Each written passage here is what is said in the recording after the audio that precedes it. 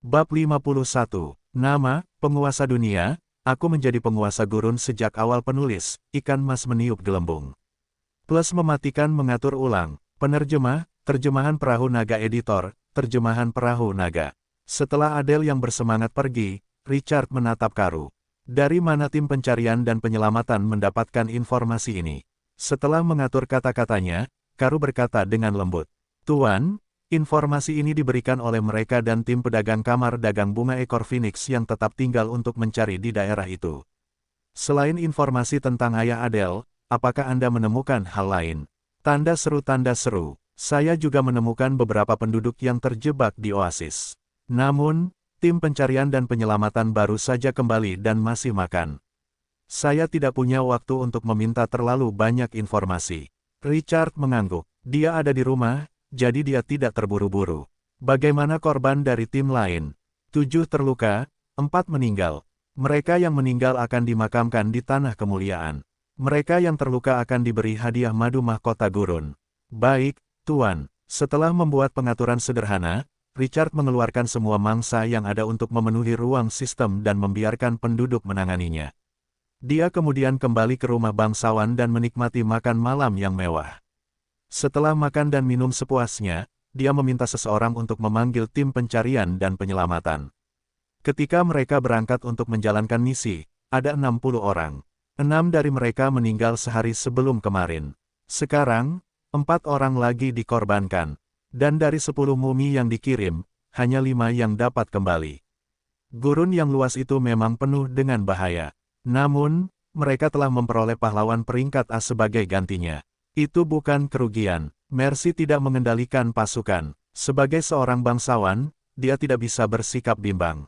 Dia tidak akan ragu untuk mengorbankan mereka yang perlu dikorbankan. Ini adalah latar belakang dunia tempat 10.000 ras berjuang untuk hegemoni. Sekarang setelah damai, bukan saatnya untuk perang pecah. Selamat malam, Tuan. Setelah memasuki rumah, semua penghuni segera membungkuk. Tidak ada yang berani melewatinya. Orang di depan mereka adalah satu-satunya penguasa negeri ini. Satu kata dapat menentukan nasib mereka. Setelah Richard berdiri, dia melihat sekeliling dengan kagum. Dia tersenyum tipis dan berkata, tidak perlu bersikap sopan. Setiap penduduk yang berkontribusi pada Twilight City layak dihormati. Kalian telah bekerja keras beberapa hari terakhir ini. 2 kalimat sederhana ini langsung menghangatkan hati orang banyak. Tuhan tidak melupakannya. Siapa di antara kalian yang dapat memberitahu kami apa yang telah kalian alami beberapa hari terakhir ini? Atas dorongannya, seorang pemuda melangkah maju dan bertanya dengan ragu-ragu. Tuhan, bisakah aku? Nada suaranya sedikit gemetar saat tangannya mengepal. Ketika kerumunan itu mengalihkan pandangan mereka, dia merasa kakinya menjadi lemah. Richard menatapnya dengan kagum. Tentu saja, tidak perlu gugup.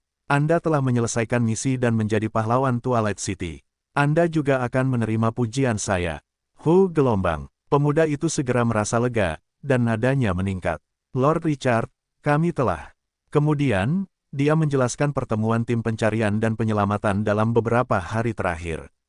Meskipun dia merasa itu berbahaya, dan mereka telah bertemu banyak tentara yang kuat di alam liar, Richard merasa itu hanya pertemuan biasa dan tidak memiliki informasi yang diinginkannya. Setelah bertanya berulang kali, dia menyemangati tim lain dan beralih ke tim pencarian dan penyelamatan berikutnya. Selanjutnya, setiap tim mengirim seorang perwakilan untuk menceritakan pengalaman tim mereka selama beberapa hari terakhir. Richard tidak bisa menahan perasaan sedikit kecewa ketika dia mendengar akhirnya. Karena tim penjelajah tidak cukup kuat, bahkan jika mereka menemukan sesuatu yang tidak biasa, mereka tidak berani mendekatinya. Belum lagi bangunan seperti kuil atau portal teleportasi satu arah, mereka bahkan tidak menemukan banyak titik sumber daya. Apakah Anda yakin tidak menemukan bangunan seperti kuil dalam beberapa hari terakhir? Tidak, Tuan. Semua orang menggelengkan kepala serempak. Apakah Anda menemukan wilayah yang mirip dengan Twilight City? Tidak, Tuan. Semua orang menggelengkan kepala lagi. Ini aneh. Richard berpikir lama. Dia masih tidak dapat menemukan apa yang salah. Apakah hanya ada sedikit pemain peringkat Tuan di Kamp Gurun? Mengapa tidak ada wilayah pemain di sekitar Twilight City? Atau apakah karena gurun kematian terlalu besar dan menyebar begitu luas sehingga orang-orang ini takut mati? Bahkan jika mereka melihatnya dari jauh, mereka tidak akan berani mendekatinya. Setelah berpikir lama, mereka masih tidak dapat menemukan jawaban, jadi mereka tidak ragu-ragu dan mengubah pertanyaan. Apakah Anda menemukan orang lain yang tertiup oleh badai pasir? Ya, Tuan. Akhirnya, ada jawaban yang menggelitik minat Richard. Di mana mereka? Mengapa Anda tidak membawa mereka kembali? Ini, pria parubaya yang berbicara itu sedikit malu. Mereka berada di oasis. Orang-orang tidak mau kembali ke Twilight City bersama kita, mereka lebih bersedia menunggu orang-orang dari kamar dagang bunga ekor Phoenix untuk membawa mereka pergi. Richard menyipitkan matanya sedikit. Ada berapa orang di sana? Lebih dari 300 orang.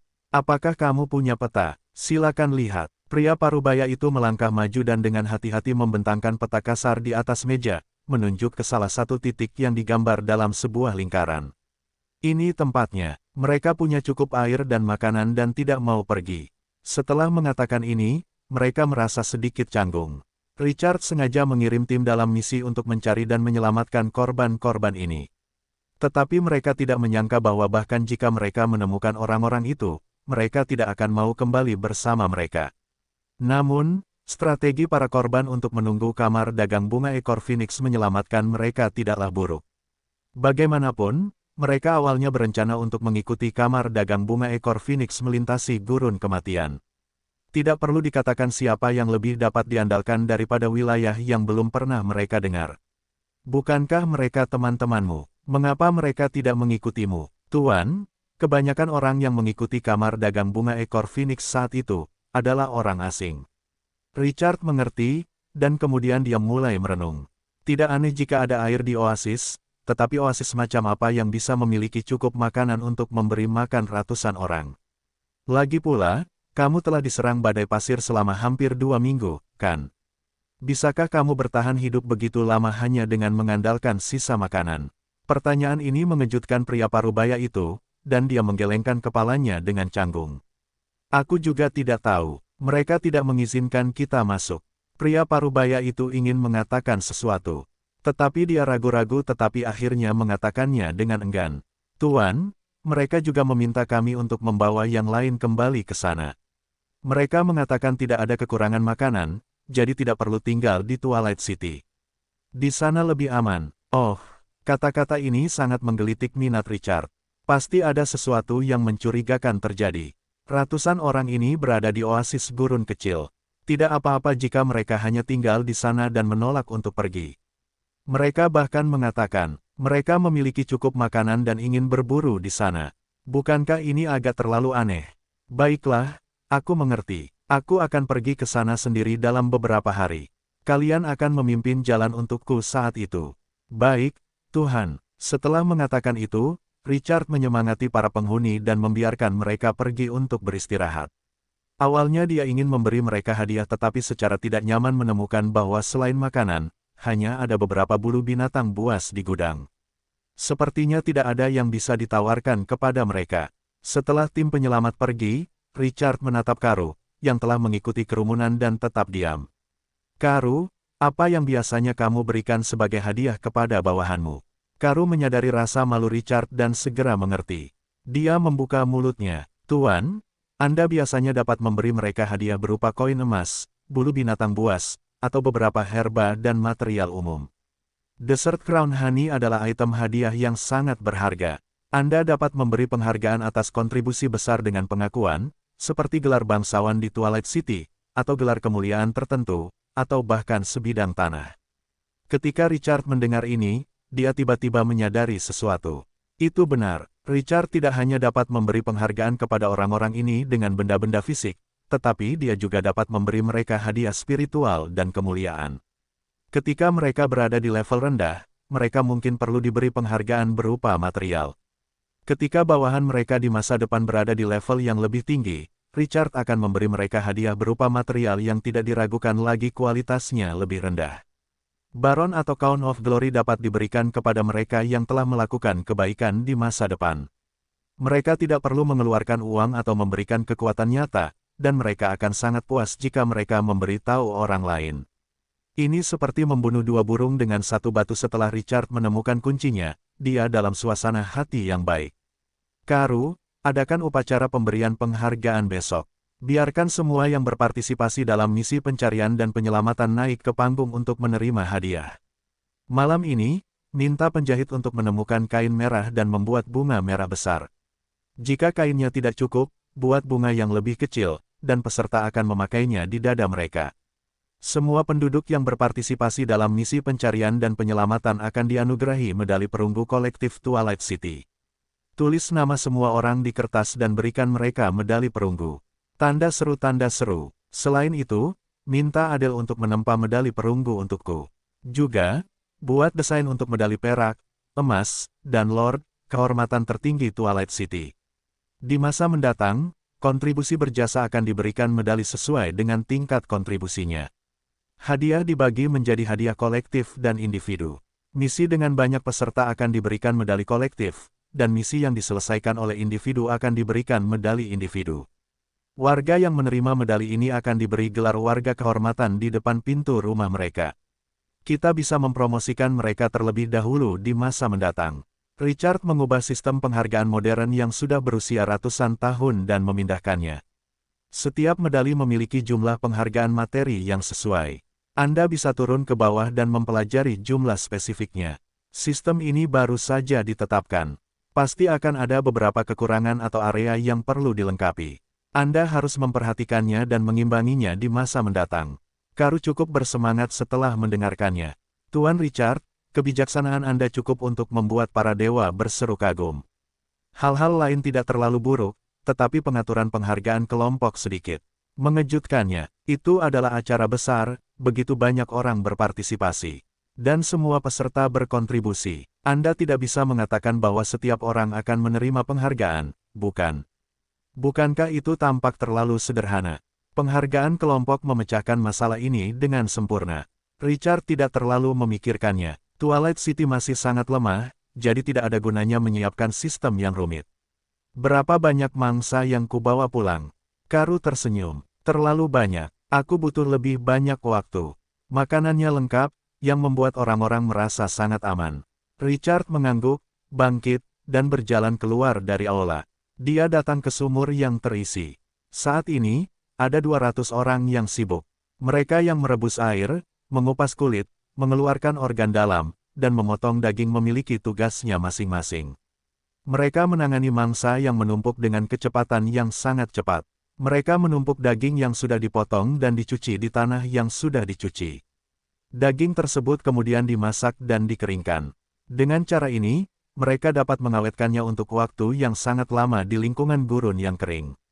Begitulah cara mereka membuat makanan kering untuk perjalanan jauh.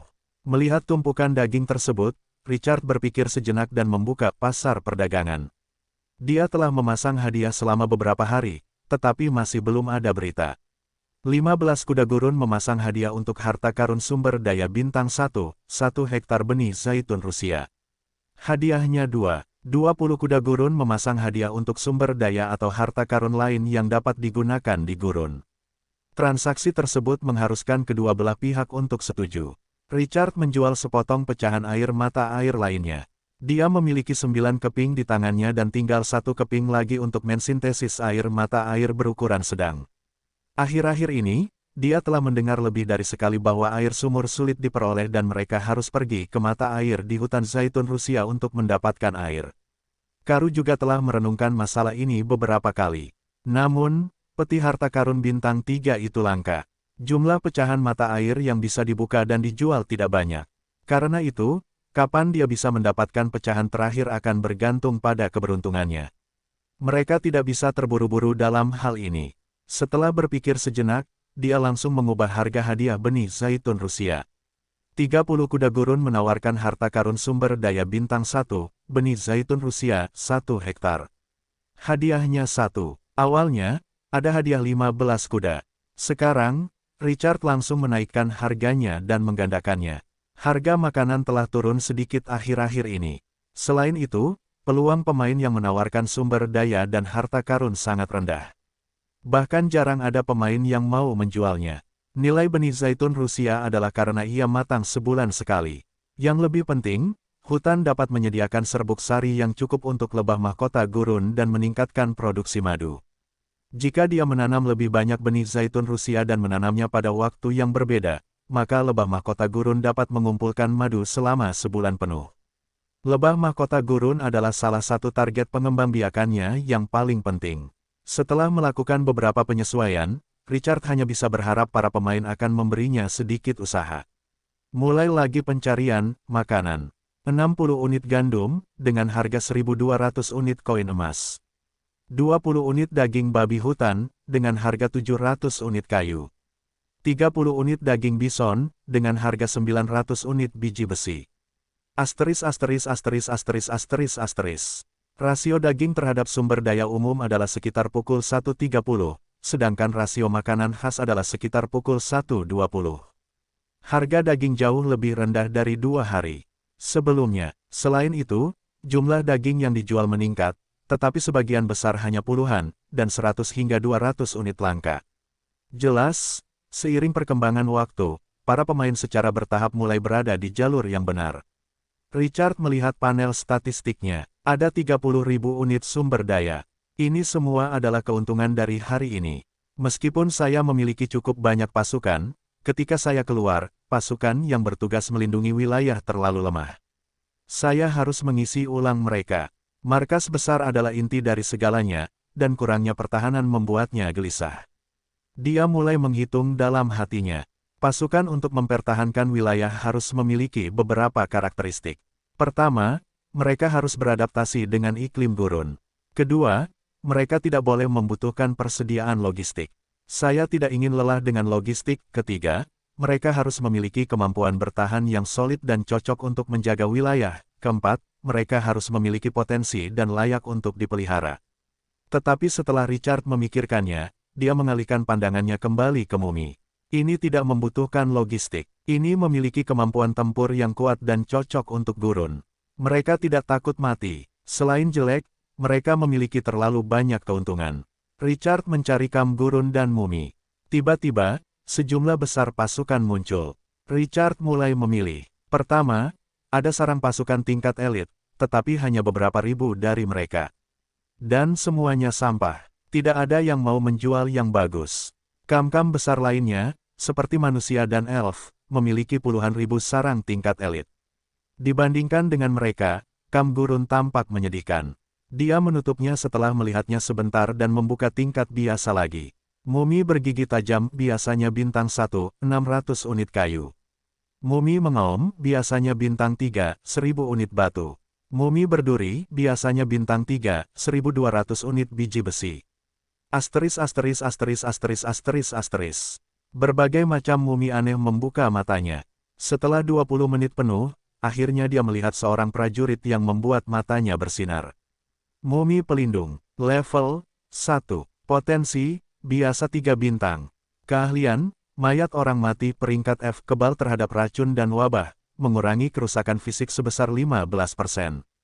Pelindung peringkat F, semua atribut meningkat sebesar 30% di dalam wilayah, membuat wilayah tersebut tidak efektif. Patroli peringkat F, patroli di wilayah tersebut dapat meningkatkan kelincahan sebesar 30% dan mendeteksi musuh yang menyelinap ke wilayah tersebut.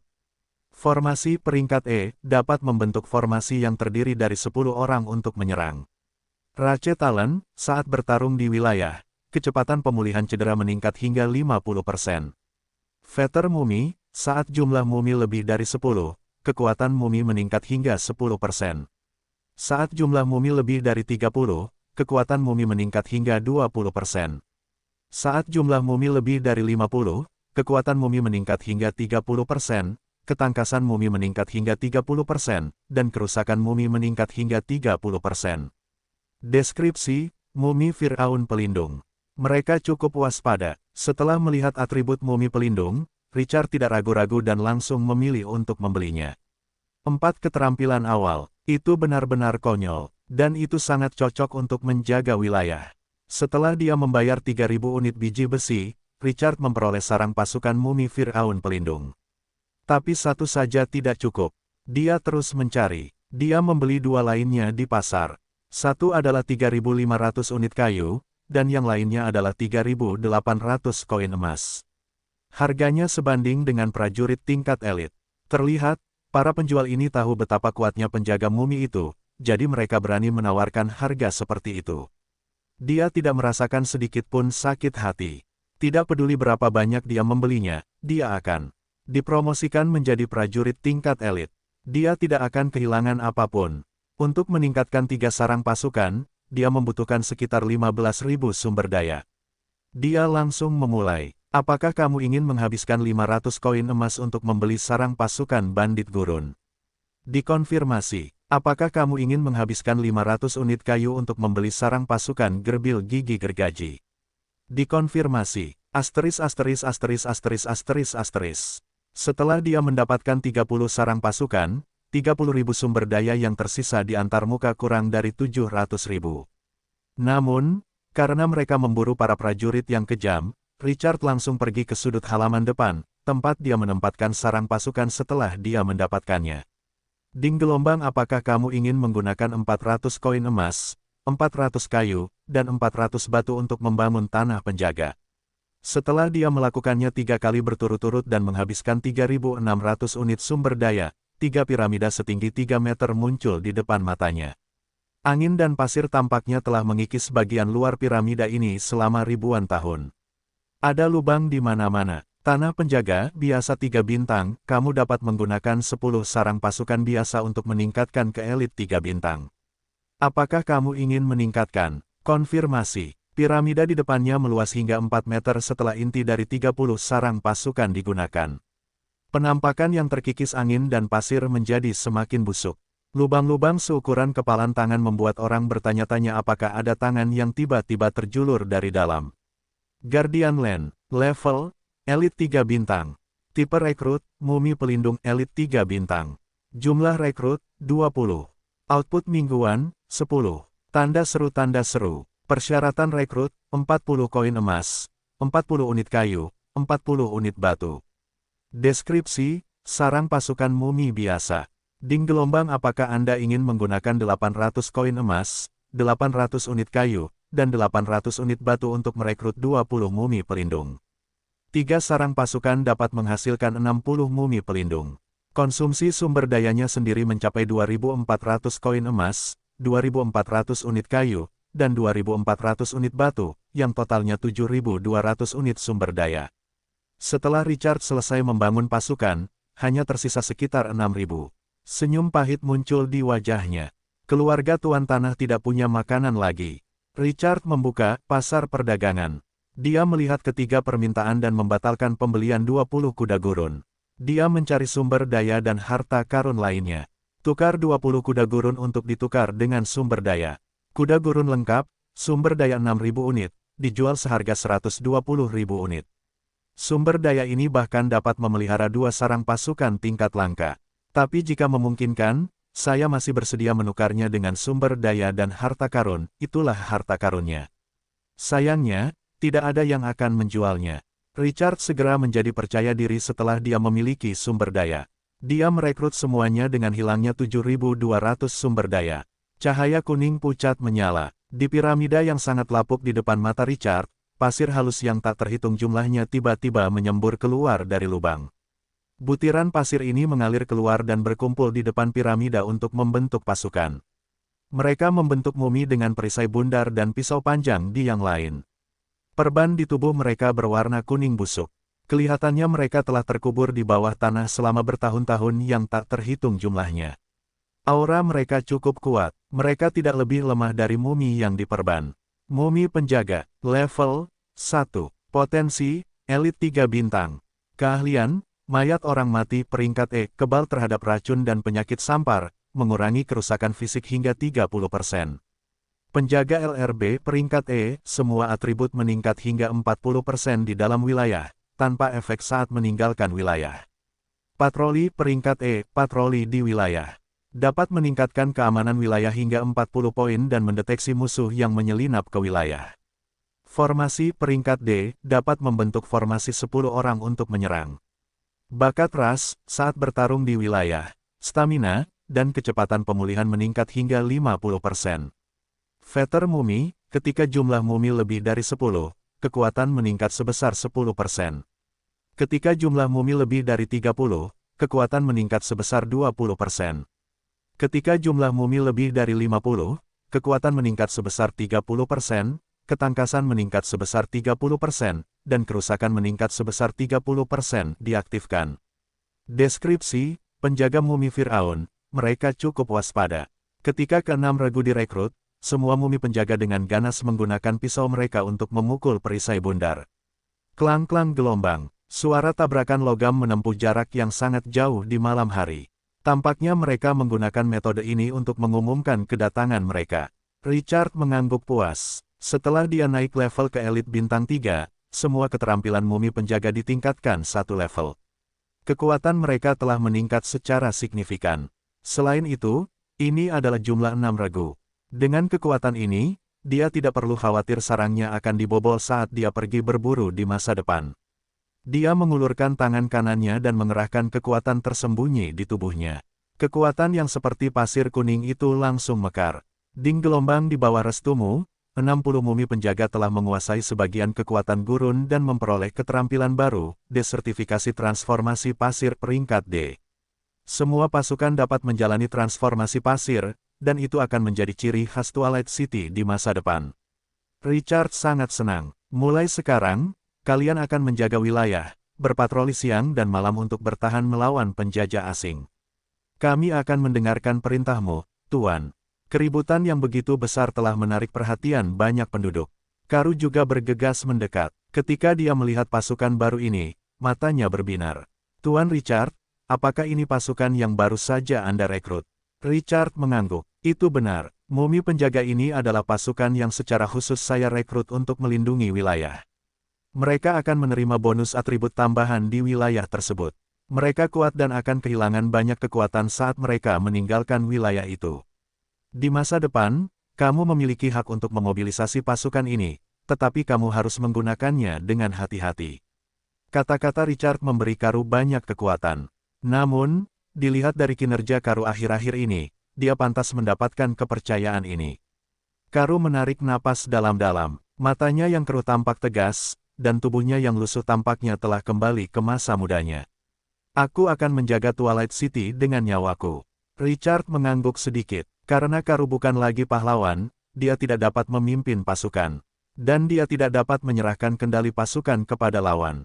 Jadi Richard harus menjelaskan. Dia menyuruh semua mumi penjaga mendengarkan perintah Karu berdasarkan prinsip melindungi wilayah. Richard melambaikan tangannya dan membiarkan mereka mengikuti Karu. Dengan itu, masih ada 3 tim mumi yang diperban yang tersisa. Jumlah prajurit untuk melindungi Twilight City sudah mendekati 1 skuadron. Mumi yang diperban dapat disebarkan di luar wilayah sebagai penjaga di masa mendatang. Mumi penjaga akan melindungi Twilight City. 1 akan berada di luar dan 1 di dalam. Tidak peduli musuh macam apa yang menyerang, akan ada waktu untuk bereaksi. Richard merasa puas. Tepat saat dia hendak kembali dan mandi air panas, sistem tiba-tiba berdering. Ding gelombang minggu ini adalah minggu bencana khusus, kekeringan. Tuan, mohon berhati-hati. Ding gelombang produksi semua sarang pasukan telah disegarkan. Tuan, mohon, rekrut sendiri. Apa yang sedang terjadi? Dia sedikit tertegun. Setelah dia membuka pemberitahuan sistem pertama, dia tanpa sadar melihat waktu sistem. Tanggal 8 Mei tahun 7600, pukul 20. Bagaimana minggu ini menjadi minggu bencana yang istimewa, kekeringan. Saya sudah berada di padang pasir, dan Anda mengatakan kepada saya bahwa ini adalah kekeringan. Apakah ada sesuatu di dunia ini yang lebih kering daripada tempat yang panas ini? Setelah Richard mengeluh dalam hatinya, dia melihat pemberitahuan sistem kedua. Produksi pasukan akan diperbarui setiap Senin pukul 8 malam. Napasnya tiba-tiba menjadi cepat. Dia dengan cepat membuka panel sarang pasukan. Detik berikutnya, jantungnya berdebar semakin cepat. Gelombang uang yang padat ini akan meledak. Piramida besar elit 3 bintang, 3 kursi pasukan yang dapat direkrut. Mumi yang diperban, jumlah yang dapat direkrut, 21. Sarang kalajengking, elit 3 bintang, 1 kursi pasukan yang dapat direkrut, prajurit kalajengking beracun, jumlah yang dapat direkrut, 7. Piramida terkutuk elit 3 bintang, 1 kursi pasukan yang dapat direkrut, Firaun terkutuk, jumlah yang dapat direkrut, 5. Rumah kayu kapak perang, langka 3 bintang, 1 kursi pasukan yang dapat direkrut, kapak orang mati, jumlah yang dapat direkrut, 5. Lebih buruk lagi, dia melirik mumi penjaga yang telah dia rekrut beberapa menit yang lalu. Guardian Land Elite 3 bintang, 3 kursi pasukan yang dapat direkrut, mumi Firaun pelindung, jumlah yang dapat direkrut, 30. Hahaha, Richard tertawa terbahak-bahak. Apa maksudmu dengan gelombang uang yang besar? Apa maksudmu dengan gelombang uang yang besar? Jika Richard merekrut semua pasukan baru, jumlah prajurit di tangannya akan meningkat pesat. Mumi terbalut dapat merekrut 21, prajurit kalajengking beracun dapat merekrut 7, Firaun terkutuk dapat merekrut 5, kapak orang mati dapat merekrut 5, dan mumi Firaun pelindung dapat merekrut 30. Totalnya akan menjadi 68. Ada hampir 7 tim. Itu adalah jumlah uang yang sangat besar. Tanda seru tanda seru. Richard berusaha keras untuk menekan kegembiraan di dalam hatinya. Namun, untuk merekrut semua 68 pasukan, dia membutuhkan banyak sumber daya. Persyaratan perekrutan mumi terbalut adalah 40 koin emas, 40 unit kayu, dan 40 unit batu.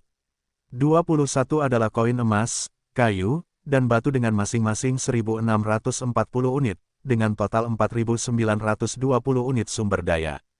Persyaratan perekrutan prajurit kalajengking beracun adalah 40 koin emas, 40 unit kayu, dan 40 unit biji besi. Itu akan menjadi 7, untuk total 840 unit sumber daya. Firaun terkutuk akan menjadi 5, untuk total 600 unit. Kapak orang mati akan menjadi 5, untuk 6000 unit. Dan mumi Firaun pelindung, 30, untuk 3600 unit. Ini akan berjumlah 15.650. Setelah beberapa perhitungan, Richard tidak bisa menahan diri untuk tidak mendesah. Tidak heran orang mengatakan bahwa uang membangun pasukan. 5 prajurit mayat hidup tingkat langka menghabiskan 6.000 unit sumber daya, yang merupakan 2/3 dari total sumber daya dari semua cabang pasukan lainnya. Hanya beberapa lusin cabang pasukan saja sudah sangat mahal. Di masa depan, ketika pangkat cabang lebih tinggi, harganya akan lebih dilebih-lebihkan. Namun, dia masih seorang taipan dengan 120.000 unit sumber daya, jadi dia tidak khawatir sama sekali. Richard berdiri dan pergi dengan gembira. Dia merekrut semua pasukan baru. Setelah dia menghabiskan 15.000 unit sumber daya, kekuatannya melonjak. Mumi yang diperban, 51. Prajurit kalajengking beracun, 20. Firaun terkutuk, 15. Kapak orang mati, 15. Mumi Firaun pelindung 90. Jumlah total prajurit telah mencapai 191, mendekati 2 skuadron. Di masa depan, ketika kita pergi berburu, kita dapat meninggalkan semua mumi yang diperban dan pelindung.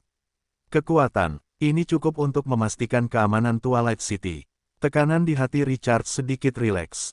Dia menyingkirkan pasukan yang tertinggal. Jumlah prajurit yang dibawa keluar untuk memindai peta juga telah mencapai 5 skuadron. Kekuatan tambang besi melonjak lebih jauh. Aku bisa pergi dan mencoba menyerbu tambang emas berukuran sedang besok. Aku ingin tahu apakah aku masih bisa mendapatkan beberapa harta seperti peta harta karun setelah membunuh raksasa setengah logam itu dengan pertahanan penuh. Pertumbuhan kekuatannya yang pesat membawa Richard selangkah lebih dekat untuk menyerbu peta-peta tingkat tinggi itu. Ruang bawah tanah portal satu arah bintang 1 dengan kekuatan rata-rata level langka. Peta harta karun bintang 2 yang diperoleh dari menyerang kapak orang mati. Kuil kegelapan, yang dilindungi oleh penjaga kuil yang mengerikan. Dan naga gurun level 15 yang pernah dilihatnya di dekat portal satu arah. Peta-peta tingkat tinggi ini tidak memiliki pasukan yang kuat, jadi akan sia-sia jika dia pergi. Namun, Twilight City berhak untuk menjelajahinya. Di padang pasir, misteri yang tak terhitung jumlahnya menunggu untuk diungkapnya. Dengan antisipasi dan kegembiraan, Richard tertidur dengan damai. Dia bangun pukul 10 keesokan harinya. Setelah dia bangun, pembantu dapur yang gemuk segera mengirim air panas untuk membantunya mandi. Richard tidur sampai dia bangun secara alami dengan seseorang yang melayaninya 24 jam sehari. Ini adalah mimpinya semula. Mimpinya menjadi kenyataan sekarang setelah dia datang ke dunia ini.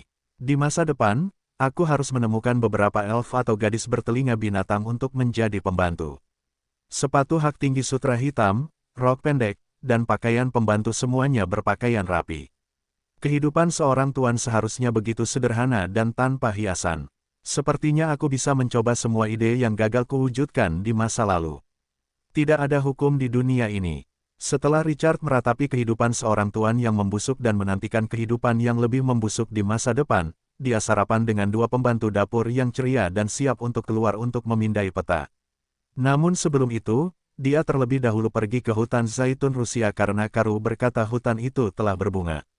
Hutan zaitun menempati area penting dalam industri pertaniannya, mata rantai vital bagi ekologi. Richard datang ke hutan zaitun hijau, matanya penuh dengan keterkejutan. Di atas pasir kuning yang tak berujung, aroma harum bunga zaitun Rusia menyerbu hidungnya di antara dedaunan hijau tua. Beberapa hari yang lalu, kuncup bunga sangat langka, tetapi sekarang, hutan itu penuh dengan bunga. Yang paling menarik perhatiannya adalah bunga zaitun Rusia yang tumbuh tidak hanya tunggal tetapi 7 warna. Bunga-bunga berwarna pelangi melayang sekilas di hutan yang hijau dan basah.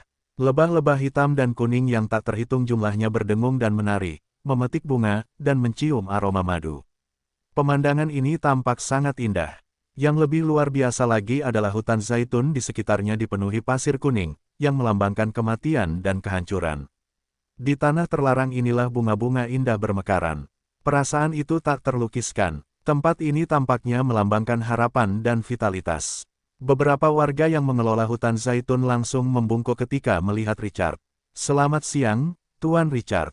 Richard tersenyum. "Anda telah melakukan pekerjaan dengan baik."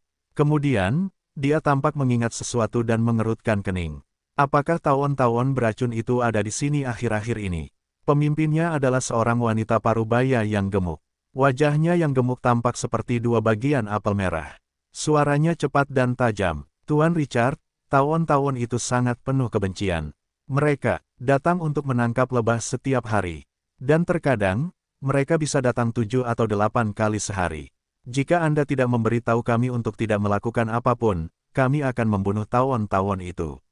Richard tidak tahu apakah harus tertawa atau menangis. Tawon-tawon yang sangat beracun itu dapat dengan mudah meracuni 10 unta. Jangan memprovokasi mereka. Lalu, apakah kita akan membiarkan mereka menggertak kita seperti ini? Wanita parubaya yang gemuk itu sangat marah, dan wajahnya yang melotot menjadi lebih bulat. "Saya akan memikirkan cara untuk menyelesaikan masalah ini."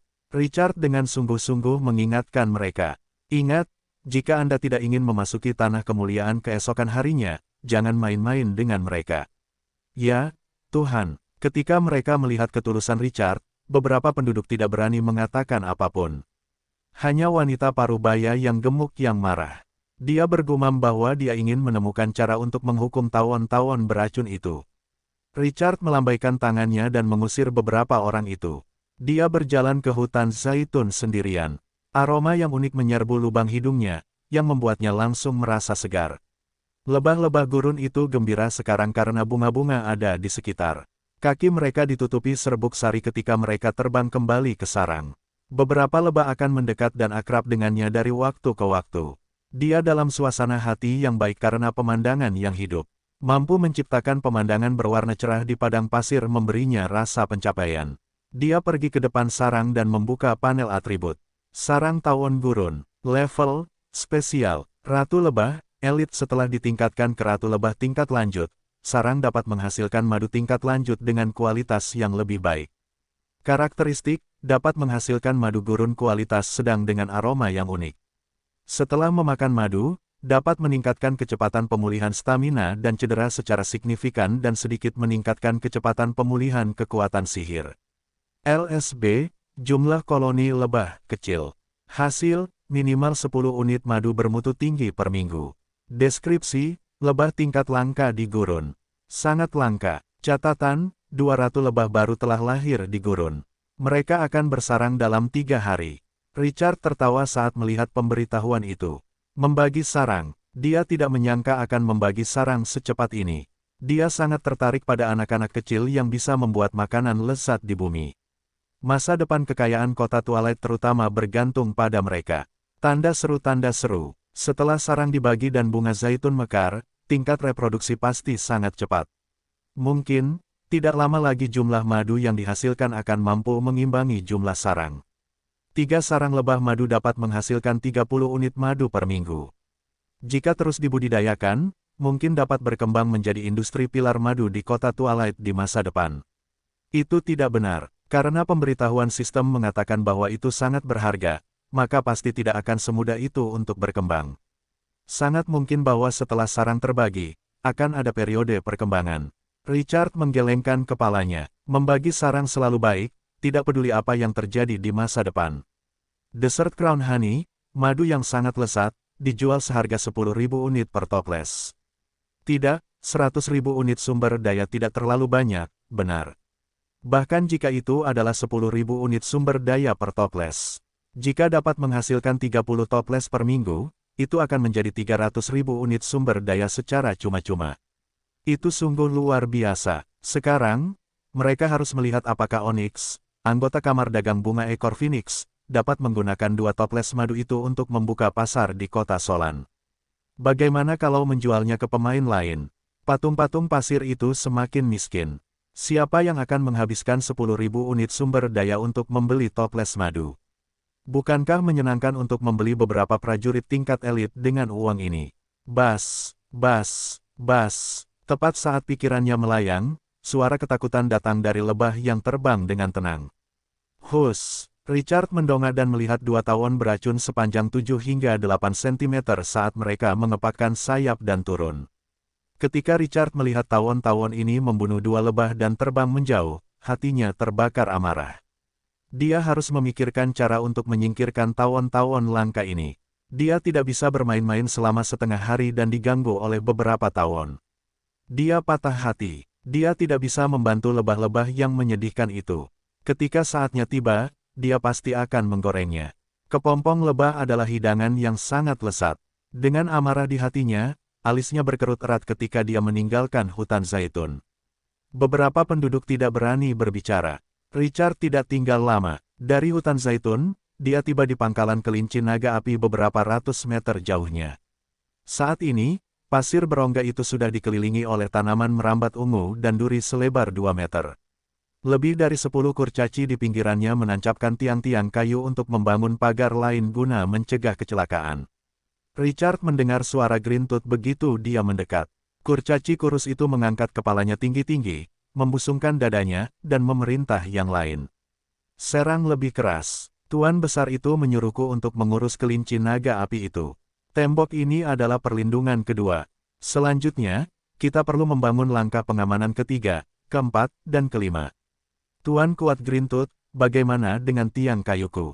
Tidak buruk, kau bisa makan sepotong daging ekstra malam ini.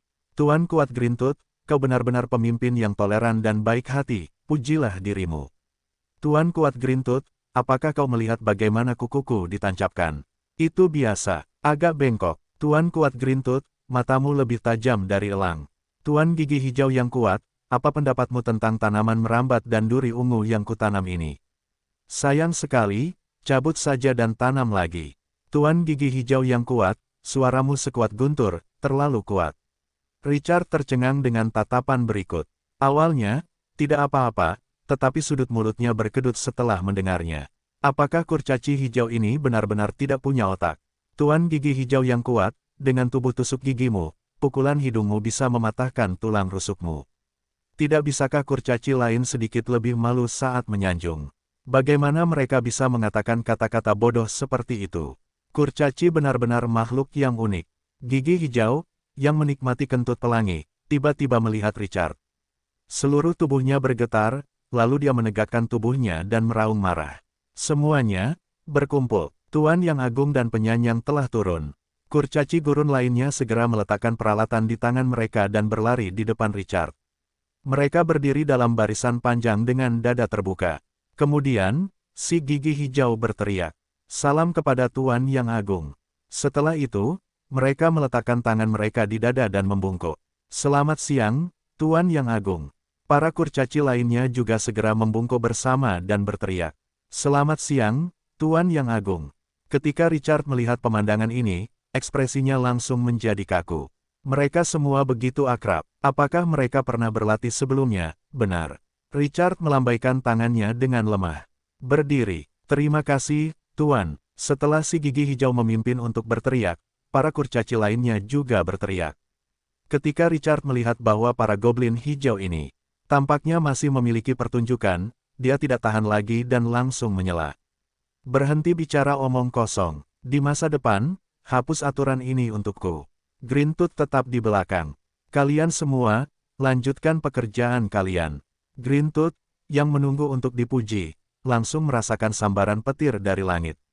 Dia benar-benar tercengang. Tuan Yang Agung itu benar-benar tidak menyukai upacara penyambutan yang telah dia persiapkan setelah dia berkonsultasi dengan manusia, dan Green Tooth masih memiliki banyak hal yang harus dilakukan, meskipun dia tidak mengingatnya. Setelah kurcaci lainnya pergi, Richard memarahi orang malas itu beberapa kali sebelum beralih ke bisnis. Bagaimana keadaan kelinci naga api beberapa hari ini? Green Tooth segera pulih dengan darah penuh ketika dia menjawab pertanyaan ini. Dia dengan cepat berkata, Tuan, setelah tanaman merambat dan duri ungu mengelilingi perimeter, kelinci naga api sudah mulai membangun sarang di daun naga. Semua luka mereka telah pulih. Beberapa hari ini, kelinci naga api kecil itu juga tumbuh sangat sehat. Richard mengangguk. Terakhir kali, kamu mengatakan bahwa kelinci naga api merontokkan bulunya secara otomatis. Seberapa sering mereka merontokkan bulunya? 1 bulan. Green Tooth menepuk dadanya dan berkata dengan percaya diri, aku telah mengamatinya dengan saksama. Kelinci naga api menyerap sejumlah besar energi matahari setiap hari. Energi itu disimpan di bulu mereka, yang menyebabkan bulu mereka tumbuh sangat cepat. Mereka seringkali merontokkan bulu mereka dalam waktu kurang dari sebulan. Kelinci naga api menumbuhkan bulu kelinci baru untuk menghabiskan kelebihan energi di tubuh mereka. Ekspresi Richard berubah. Ketika genome ini tidak bodoh, ia masih cukup pintar. Ketika otaknya tidak bekerja, ia masih cukup khas. Apakah ada perbedaan besar antara bulu kelinci yang rontok dan bulu kelinci yang dicabut dari tubuh mereka? Tuanku, bulu kelinci yang rontok setara dengan buah matang di pohon. Bulu kelinci yang dicabut dari tubuh mereka setara dengan buah hijau. Kualitas bulu kelinci yang rontok adalah yang terbaik. Hanya saja kebanyakan orang suka mengupas kulit kelinci. Kelihatannya lebih bagus dengan cara ini. Richard sedikit terkejut. Ia tidak menyangka akan ada rahasia seperti itu. Bagaimana kita mengumpulkan bulu kelinci yang berserakan? Tidak perlu mengumpulkannya. Kelinci naga api akan mengambil bulu kelinci yang jatuh untuk membangun sarang. Kita hanya perlu pergi ke sarang bulanan mereka untuk mengambil bulu kelinci. Ya ampun, pengumpul bulu otomatis. Richard berpikir sejenak dan tiba-tiba menyadari bahwa kelinci naga api ini memang mudah dipelihara. Akan baik-baik saja jika mereka dikurung dan tidak diberi makan. Selain itu, mereka tidak perlu memberi makan kelinci, tetapi mereka juga akan mengambil inisiatif untuk mengumpulkan bulu kelinci yang rontok, bahkan menghemat tenaga kerja manual. Ini adalah berkah terbesar bagi orang-orang malas. Di dunia ini, tidak ada lagi peternakan yang bebas dari kekhawatiran, bukan? Satu-satunya hal yang perlu dikhawatirkan adalah tidak memberi makan kelinci-kelinci ini. Kaum kapitalis akan khawatir jika mereka melihat ini. Setelah Richard meninggalkan hutan zaitun dengan suasana hati yang indah, dia memimpin pasukannya dan menuju ke timur untuk memindai peta. Hari ini, dia berencana untuk merebut tambang emas berukuran sedang yang dijaga oleh raksasa setengah logam. Dia sangat terkesan dengan orang-orang besar yang memiliki pertahanan penuh dan keterlaluan. Namun, senjata yang kuat memberinya kepercayaan diri yang kuat setelah produksi pasukan diperbarui dan jumlah kapak kematian meningkat. Mari kita lihat apakah kamu panik dengan peluang 30% untuk mati. Tanda seru. Selain itu, dia tidak takut dengan masalah apapun karena transformasi pasir. Keterampilan khusus dengan pertahanan alami terhadap kerusakan fisik. Paling buruk, dia bisa menggunakan transformasi pasir untuk melarikan diri. Dengan kartu truf yang kuat, Richard tidak perlu takut. Dalam perjalanan, dia membuka obrolan forum. Dia tidak tahu bagaimana keadaan pemain tingkat penguasa setelah produksi pasukan diperbarui beberapa hari yang lalu. Hahaha, aku membeli 5 pasukan dari sarang kemarin. Aku baru saja merekrut sejumlah dari mereka, dan kemudian mereka menyegarkan. Saya baik-baik saja, dan saya merekrut pasukan itu lagi. Sekarang, saya seperti tikus yang membawa pistol. Saya bisa menakuti kucing. Sungguh rugi. Sial, kemarin, seorang gelandangan menawari saya istrinya untuk mendapatkan pekerjaan. Saya terlalu senang dan tidur terlalu awal. Saya tidak merekrut pasukan dan kehilangan kesempatan untuk menyegarkan diri. Lalu, pagi ini, sekelompok besar bandit mengacak-acak wilayah saya. Saya tidak punya cukup pasukan, jadi saya harus membersihkannya secara kering. Kemudian, saya menemukan bahwa gelandangan itu pada akhirnya adalah mata-mata yang dikirim oleh musuh. Selain itu, istrinya menderita penyakit. Saya hanya ingin bertanya, bagaimana saya bisa mengobati penyakit ini? Apakah masih terlambat untuk menjaga tubuh Anda tetap aman? Hahaha, saya memiliki sarang 10 pasukan Laosu, yang akan penuh kekerasan. Saya hanya ingin bertanya apakah Anda takut? Tetapi mengapa pasukan ini makan lebih banyak daripada penduduk? Ah, sial, saya sangat panik. Pasukan itu akan memakan wilayah seperti ini. Richard berpikir keras. Salah satu postingan membuat Richard tertawa dan berpikir. Dia sengaja mencarinya dan membacanya beberapa kali lagi. Terakhir kali, si idiot itu yang mengatakan mayat hidup itu bagus, tidak butuh logistik, dan bisa dikembangkan. Aku benar-benar percaya padamu. Aku adalah wilayah manusia dari Kekaisaran Gereja Suci. Kupikir ketika penduduknya meninggal di masa depan, aku masih bisa menggunakan tulang mereka untuk merekrut prajurit kerangka. Tapi setelah mayat hidup muncul, wilayah itu langsung jatuh ke dalam kekacauan besar. Para petani terkutuk itu mengatakan bahwa mereka adalah mayat hidup dan mereka sangat jahat. Mereka memintaku untuk menyingkirkan semua prajurit. Apa kau bercanda? Apakah ini mungkin? Setelah aku menolak mereka, moral para prajurit turun begitu cepat sehingga aku tidak bisa menahan mereka. Beberapa orang bahkan memimpin pemberontakan hari ini. Sial, aku membunuh mereka di tempat dan menggunakan mayat mereka untuk memanggil kerangka. Meskipun aku berhasil mengintimidasi mereka sekarang, aku merasa moral mereka telah jatuh ke dasar. Apa yang harus aku lakukan? Wilayah itu akan dihapuskan. Lantai pertama, apakah tuan tanah itu idiot dalam teleportasi? Kekaisaran Gereja Suci Anda, manusia dari faksi cahaya, bukankah merekrut kerangka adalah bunuh diri? Pernahkah Anda melihat wilayah manusia membesarkan tentara kerangka? Mereka sangat takut sehingga mereka membuat orang takut setengah mati. Lantai kedua, aku tidak tahan lagi. Aku akan menertawakan diriku sendiri sampai mati. Anda benar-benar sedikit jenius. Setiap faksi memiliki karakteristiknya sendiri. Anda juga sedang mencari kematian jika Anda tidak mengeluarkan kekuatan faksi Anda dan masih ingin bermain dengan faksi lain. Lantai 3, pernahkah Anda melihat pasukan mayat hidup yang merekrut elf? Lantai 4, saya punya ide yang cukup bagus.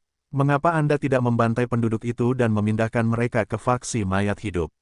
Lantai 5, Richard tenggelam dalam perenungan yang mendalam. Perekrutan mayat hidup di wilayah manusia akan menyebabkan reaksi keras. Mengapa penduduk tidak bereaksi terhadap beberapa pasukan mayat hidup yang ia rekrut? Apakah ini latar tersembunyi dari permainan era cemerlang? Mungkinkah Tuan telah merekrut tentara mayat hidup dari kampnya? Tetapi jika prajurit yang direkrut menyimpang dari kampnya, akankah mereka menerima hukuman yang tidak terlihat?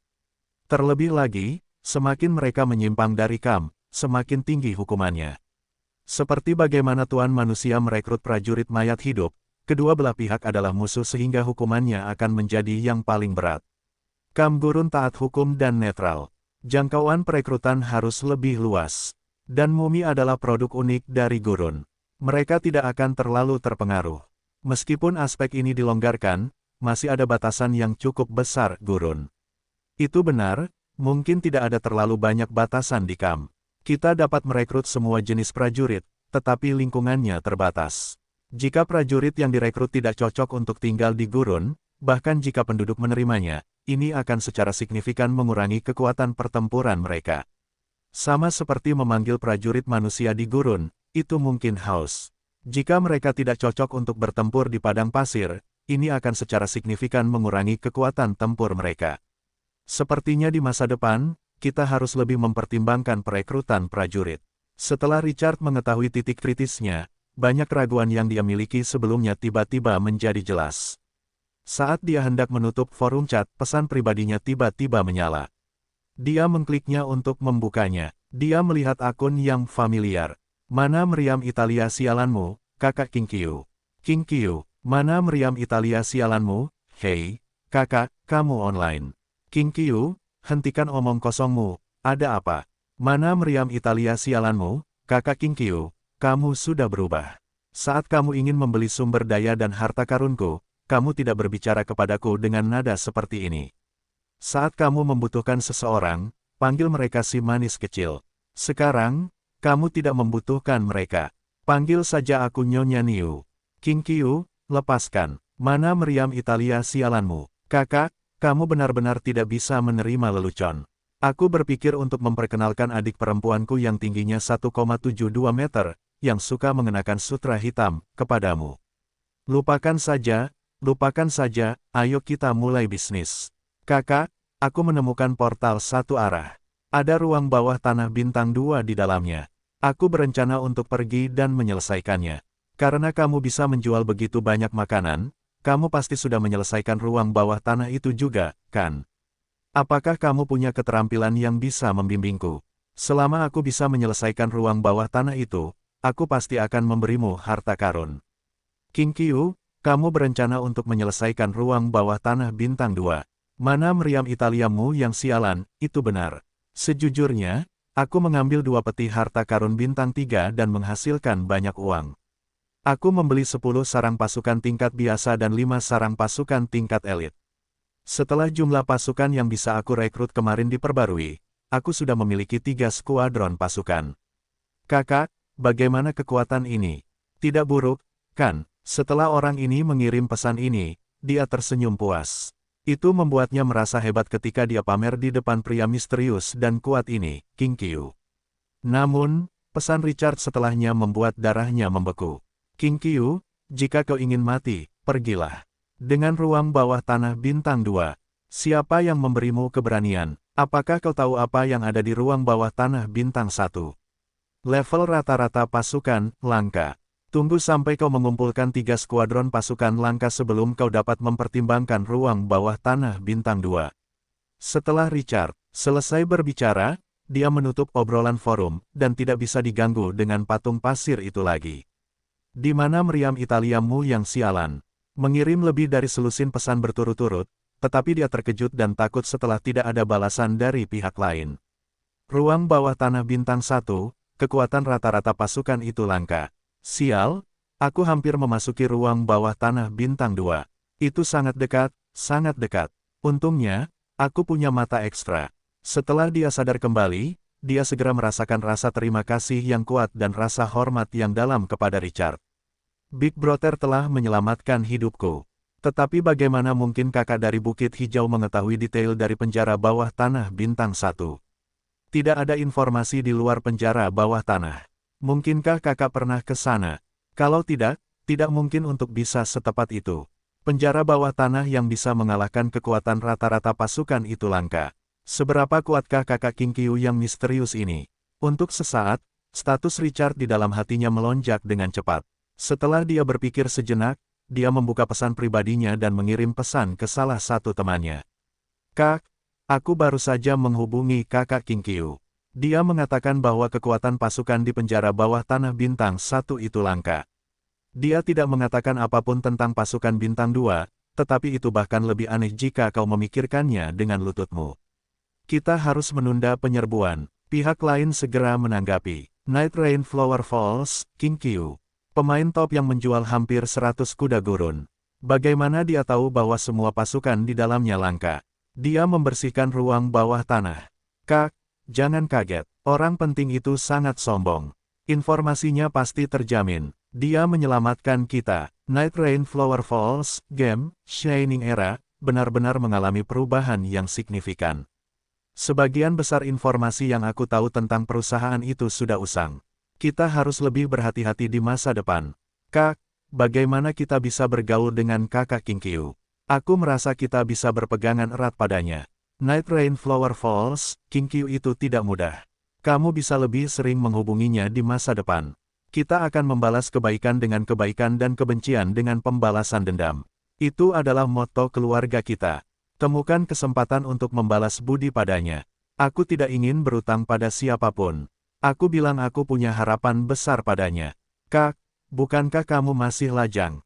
Aku punya ide cemerlang. Night Rain Flower Falls, pergilah. Baiklah. Setelah dia menutup obrolan forum, Richard melanjutkan perjalanannya. Dalam perjalanannya ke tambang emas, dia pergi ke tambang batu permata yang dia temukan tempo hari untuk memeriksanya. Lebih dari selusin penduduk di bawah perlindungan mumi datang untuk menambang biji pagi ini. Richard bisa mendengar suara penggalian dari jauh. Ketika penduduk melihat bahwa Richard telah tiba, mereka membungkuk satu demi satu. Tanda seru, tanda seru. Richard mengangguk dan sengaja tinggal di sana untuk menonton selama beberapa menit. Penambangan sangat membosankan. Seseorang akan berulang kali melambaikan alat untuk menggali permata kecil di dalamnya. Tidak ada yang menarik tentang itu. Setelah Richard memastikan tidak ada yang salah dengan tambang itu, dia tidak tinggal lebih lama dan berbalik untuk pergi. Tambang batu permata mini hanya menghasilkan 3 unit permata sehari, jadi dia harus menunggu dengan sabar. Tambang batu permata itu berjarak sekitar 20 menit dari tambang emas. Ketika Richard melihat batu-batu besar di depannya lagi, dia langsung menjadi bersemangat. Semuanya, bersiaplah untuk bertempur. Pertahanan raksasa setengah logam itu sangat mengejutkan, dan kekuatan mereka juga mengerikan. Jangan berhadapan langsung dengan mereka. Prajurit Kalajengking dan Firaun terkutuk adalah perisai, dan prajurit mayat hidup memimpin serangan. Gunakan Soul Execution untuk membunuh mereka. Richard melihat ke kejauhan. Prajurit kekar yang berpatroli di antara bebatuan besar muncul di hadapannya. Raksasa setengah logam yang brutal. Level 5, prajurit elit, pertahanan meningkat sebesar 15%. Potensi, langka 3 bintang. Keahlian, tubuh emas peringkat D, tubuh sekaku emas, pertahanan meningkat sebesar 60%, kebal terhadap racun. Seberat gunung peringkat D, setiap kali kau mengayunkan tinjumu, kau akan mengerahkan 200% dari berat tubuhmu. Zirah berat zirah tulang peringkat E, logam akan menyatu dengan kulitmu dan membentuk zirah tulang yang keras, pertahanan meningkat sebesar 30%. Bakat ras, kemampuan untuk perlahan-lahan meningkatkan kekuatan di tambang emas. Raksasa setengah logam belenggu, ketika jumlahnya lebih dari 10, pertahanan meningkat sebesar 20%. Ketika jumlah orang lebih dari 20, pertahanan meningkat sebesar 40%. Ketika jumlah orang lebih dari 30, pertahanan meningkat sebesar 60% diaktifkan. Deskripsi, bocah cilik, aku akan berdiri dan menebas kamu selama 3 menit. Jika kamu bisa menembus pertahananku, anggap saja itu kekalahanku. Meskipun dia pernah melihatnya sekali, kali ini, Richard masih merasa bahwa itu benar-benar sangat sulit. Keterampilan dan belenggu semuanya ditambahkan ke pertahanan. Benda ini, bahkan senjata biasa, tidak akan bisa meninggalkan bekas putih. Monster kambing yang dibunuh Richard tempo hari jelas lebih parah beberapa tingkat daripada raksasa setengah logam. Kerusakan fisiknya sungguh tak tertandingi. Tapi setelah semua perhitunganku, aku tak menyangka kapak orang mati punya kerusakan sihir. Richard tertawa. Dalam suasana hati yang baik, dia langsung memberi perintah. Formasi serang. 2 regu prajurit Kalajengking beracun melangkah maju. 1,5 regu kapak orang mati berdiri 20 meter di belakang prajurit Kalajengking beracun.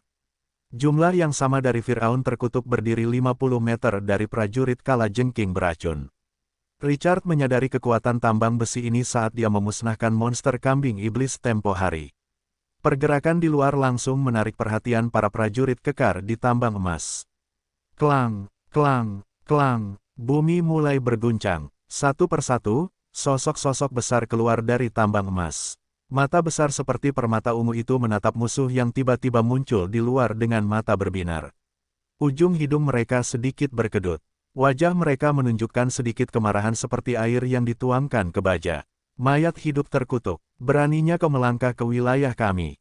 Suara yang terdengar seperti guntur teredam menyebar jauh dan luas. Raksasa setengah logam lainnya di tambang emas juga terkejut. Satu persatu, mereka berjalan keluar. Dari luar, tampak seperti bukit-bukit kecil bergerak. Para prajurit Kalajengking yang menjaga garis depan sama sekali tidak takut, dan mereka memprovokasi dengan keras. Tinggalkan tambang emas ini wilayah Twilight City. Raksasa setengah logam, yang amarahnya sudah meningkat, bahkan lebih marah. Ini wilayah kami. Raksasa setengah logam pertama yang berbicara bergegas keluar. Itu akan membuat makhluk-makhluk rendahan ini tahu apa itu kekejaman. Raungan, raungan, seperti gemuruh guntur, meledak di telinga mereka. Pasir meledak di mana-mana. Tanah berpasir muncul setelah meninggalkan tambang emas sejauh lebih dari 20 meter. Setiap langkah yang diambil raksasa setengah logam itu akan mengangkat langit yang penuh dengan pasir kuning. Seekor monster berlari keluar dengan cara yang mengesankan seperti pasukan. Tubuhnya yang besar dan kokoh sangat perkasa. Setelah lawan mendekat, tekanan tiba-tiba meningkat. Tidak ada yang meragukan bahwa raksasa ini bisa meledak dengan kerusakan yang mengerikan. Namun, para prajurit mayat hidup tidak akan pernah takut. Setelah raksasa setengah logam itu melangkah ke jarak 10 meter, para prajurit mayat hidup secara bersamaan melemparkan 15 tomahawk di tangan mereka. Raksasa setengah logam itu bangga dengan pertahanannya yang fantastis, jadi dia tidak berniat menghindar. Sebaliknya, dia mengangkat kepalanya dan melangkah maju dengan kepala terangkat tinggi. Ia tidak akan pernah percaya bahwa kapak-kapak para prajurit mayat hidup ini dapat menembus tubuhnya, yang telah ditempa dengan melahap emas yang tak terhitung jumlahnya. Dentang, dentang, kapak-kapak itu mengenai raksasa setengah logam itu. Percikan api beterbangan di mana-mana. Kapak-kapak itu ganas, dan retakan-retakan besar muncul di tubuh lawan. Kerusakan sihir tambahan itu jelas melampaui jangkauan pertahanan raksasa setengah logam itu. Mata raksasa setengah logam yang percaya diri itu mengungkapkan keterkejutan yang tidak dapat disembunyikan. Apakah para prajurit mayat hidup ini menggunakan kerusakan sihir? Bagaimana kapak-kapak yang tebal dan berat itu dapat menyebabkan kerusakan sihir? Tepat saat ia hendak bereaksi, ia tiba-tiba merasakan sakit yang tak terlukiskan yang datang dari jiwanya. Kemudian, penglihatannya menjadi gelap, dan ia kehilangan kesadaran. Ia bahkan tidak punya waktu untuk berjuang selama setengah detik. Gemuruh, tubuh kolosal itu jatuh ke pasir kuning. Tanah berguncang dan menghancurkan pasir. Bekas-bekas yang dalam tertinggal. Eksekusi jiwa. Para raksasa setengah logam dengan pertahanan penuh menikmati karakteristik unik dari para prajurit mayat hidup. Para raksasa setengah logam di belakang tampak penuh harap saat mereka menunggu rekan-rekan mereka untuk melakukan serangan balik dan membantai mereka. Namun, mereka tidak menyangka situasinya akan benar-benar berbeda dari yang mereka duga. Para prajurit mayat hidup mengeksekusi mereka sebelum mereka mendekati musuh. Kontras yang cukup besar ini membuat mereka merasa seperti api telah menyala di dada mereka. Para prajurit mayat hidup ini tidak hanya ingin merebut wilayah mereka tetapi juga berani membunuh rekan-rekan mereka. Tidak dapat dimaafkan, raksasa setinggi 4 meter dan seberat 3 ton ini mengepalkan tangan mereka dan meraung dengan marah. Mereka akan menghancurkan serangga-serangga ini. Transformasi pasir, Richard, yang memimpin dari belakang, memberi perintah dengan tegas. Sebelum musuh dapat menyerbu, para prajurit kalajengking telah mengaktifkan keterampilan penyelamatan hidup mereka yang paling penting. Para raksasa setengah logam itu terlalu kuat. Ukuran mereka memberi mereka kekuatan yang mengerikan. Prajurit kalajengking bintang 3 elit pasti tidak akan mampu menahan dampaknya jika mereka tidak memiliki transformasi pasir. Mereka bahkan mungkin akan musnah dalam satu gelombang. Namun, setelah mereka mengaktifkan transformasi pasir, semuanya berbeda. Lebih dari 10 raksasa setengah logam bergegas ke depan prajurit kalajengking racun di pasir kuning tak berujung. 2 kelompok kecil juga mengikuti di belakang mereka.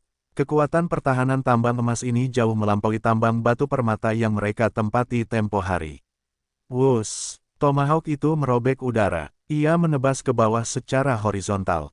Dentang, dentang, percikan api yang tak terhitung jumlahnya berhamburan. Di bawah kekuatan penuh kapak orang mati antara 20 hingga 30 meter, raksasa setengah logam yang hanya menyentuh pertahanan fisik mereka merasakan kekejaman kenyataan. Bahkan jika tubuh batu tirani mereka sekaku tembok kota, mereka masih dihancurkan oleh tentara mayat hidup. 15 tentara mayat hidup menyebabkan runtuhnya 7 raksasa setengah logam di babak kedua. Setelah kapak orang mati memperoleh pahala pertempuran, mereka menarik rantai dengan ganas, dan kapak perang dipaksa untuk kembali dengan kecepatan yang sangat cepat. Mereka siap untuk lemparan babak kedua. Tetapi pada saat ini, raksasa setengah logam yang benar-benar ditelan oleh kemarahan segera melakukan serangan balik. Beberapa raksasa setengah logam mengulurkan tangan mereka, menarik rantai yang kembali, dan mencengkeramnya dengan kuat. Tubuh mereka tampak memancarkan kilau logam, dan otot-otot mereka yang menonjol tiba-tiba menegang. Ledakan kekuatan terus-menerus meletus. Kaca, rantai tentara mayat hidup putus, dan kapak perang menusuk ke dalam pasir. Raksasa setengah logam meraih kapak perang dan menariknya kembali. Kaca, kaca, ia menarik rantainya kembali. Kekuatan penghancur gunung itu menarik maju seorang prajurit mayat hidup setinggi 2,2 meter yang mengenakan baju besi seluruh tubuh. Kakinya didorong dalam-dalam ke padang pasir dan kemudian diseret dengan kuat, yang meninggalkan dua bekas yang jelas di pasir. Sangat kuat, Richard melihat situasi di lapangan. Ekspresinya menjadi lebih serius. Ini adalah pertama kalinya lawan mengalahkan kapak orang mati. Tepat saat dia akan memerintahkan Firaun terkutuk untuk mendukungnya, situasinya tiba-tiba berubah lagi. Beberapa prajurit mayat hidup yang telah mematahkan rantai menarik dengan keras dan meletakkan rantai yang tersisa kembali ke tangan mereka. Setelah raksasa setengah logam itu mematahkannya, tomahawk yang terkubur dalam di padang pasir tiba-tiba pecah berkeping-keping seperti kaca dan menghilang tanpa jejak. Tanda seru. Sementara itu, tomahawk yang patah di tangan para prajurit mayat hidup tumbuh dari udara tipis.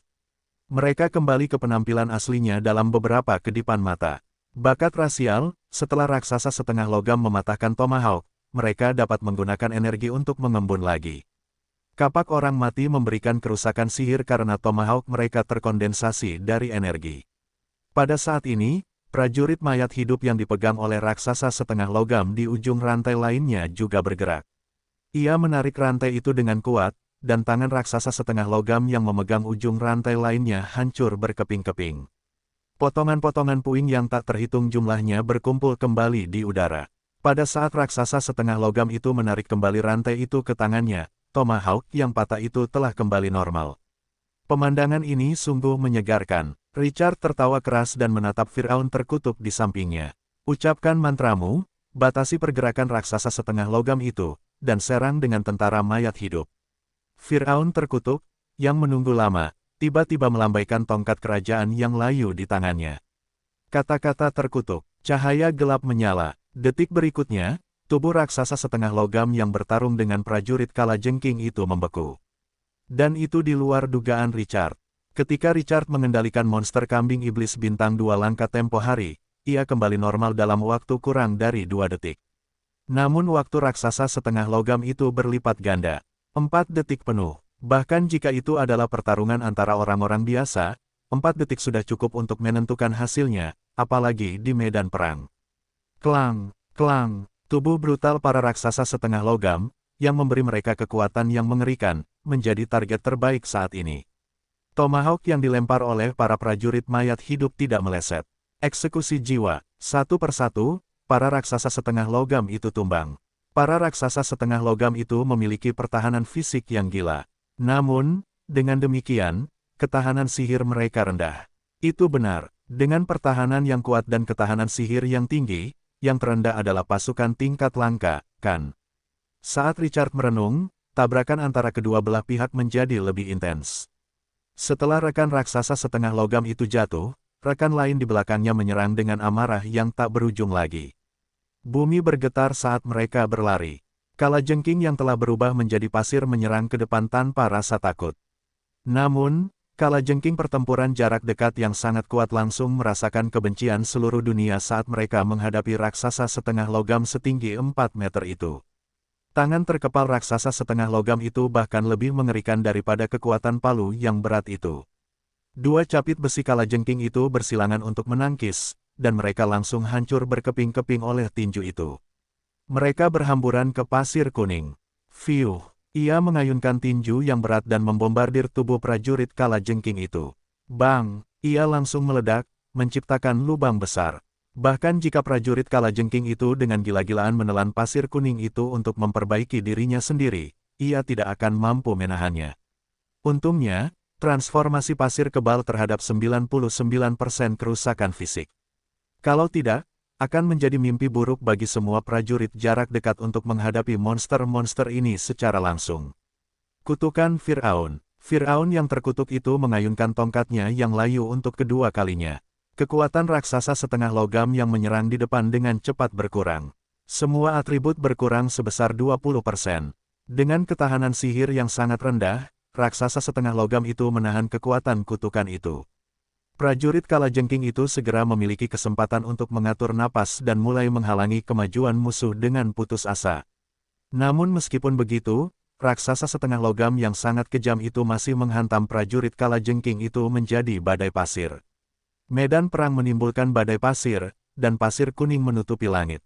Namun semakin kacau pertempuran itu, semakin banyak prajurit mayat hidup dapat menunjukkan keterampilan mereka. Suara kapak yang menarik rantai itu terdengar tanpa henti.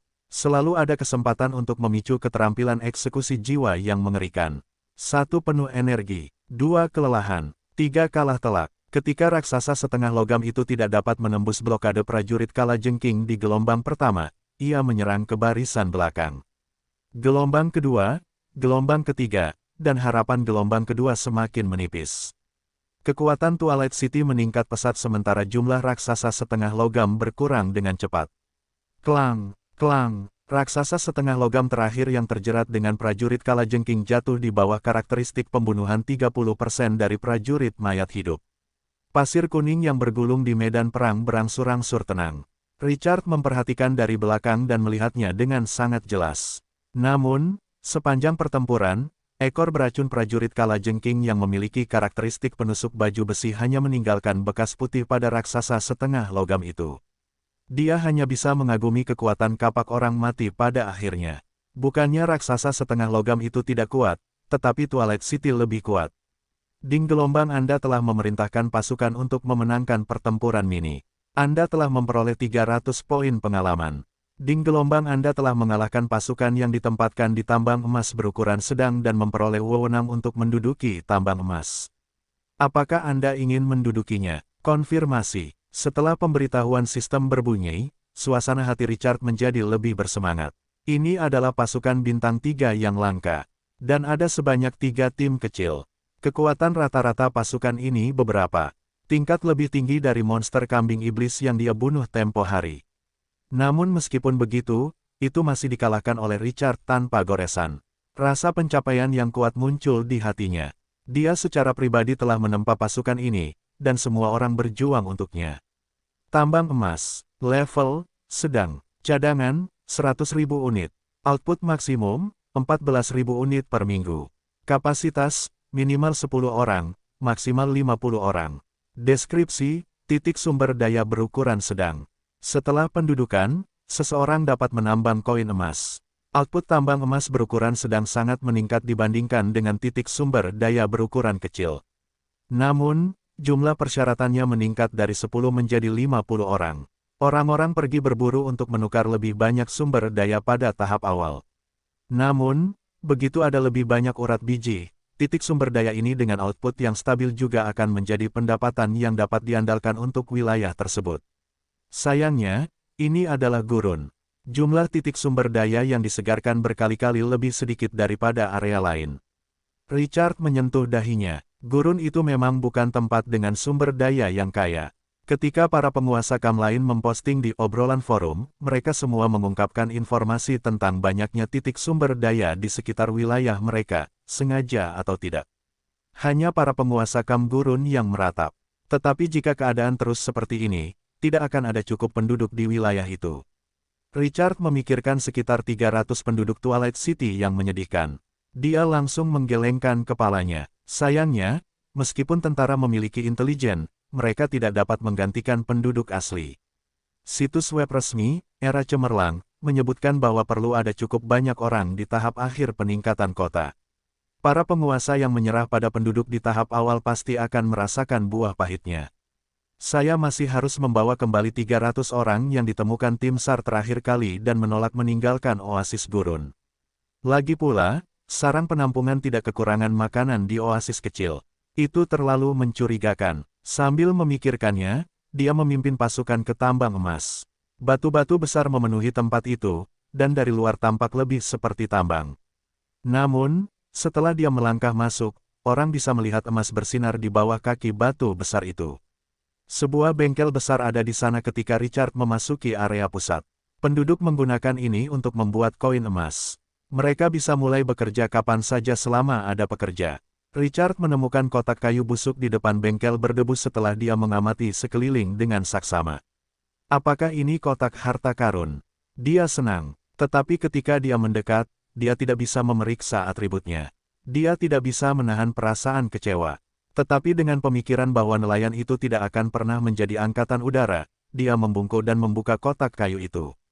Tanpa diduga, Sebuah cetak biru hitam terlipat ada di celah bawah kotak. Mata Richard berbinar. Ia segera mengeluarkan cetak biru itu. Lalu dengan hati-hati dan perlahan membukanya. Ding gelombang, kamu telah memperoleh cetak biru bengkel makanan. Cetak biru bengkel makanan. Level biasa. Karakteristik, dapat membangun bengkel makanan untuk penelitian, pengembangan dan produksi, serta pemrosesan makanan. Sumber daya yang diperlukan untuk konstruksi, 5.000 koin emas, 10.000 unit kayu, 10.000 unit batu. Tanda seru. Waktu konstruksi, 7 hari. Jumlah standar yang diperlukan, 30 orang. Ketika jumlah orang kurang dari jumlah standar, waktu konstruksi akan meningkat. Ketika jumlah orang lebih besar dari standar, waktu konstruksi akan berkurang. Pekerjaan, 10 ruang. Deskripsi, wilayahmu dapat merasakan makanan yang lebih lezat. Richard menyentuh dagunya. Ini adalah pertama kalinya dia merilis cetak biru. Dia memperoleh cetak biru altar pahlawan dari kamar dagang bunga ekor Phoenix. Selain itu, ketika dia melihat atributnya, mereka tampaknya cukup bagus. Produksi, pemrosesan, penelitian makanan. Bukankah ini penelitian, pengembangan, dan produksi satu atap?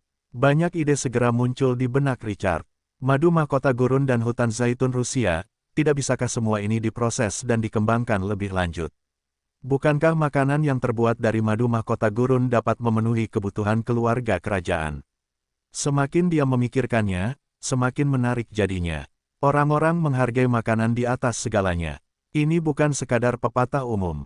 Selama barang-barang yang dia buat luar biasa, tentu tidak perlu khawatir untuk menjualnya.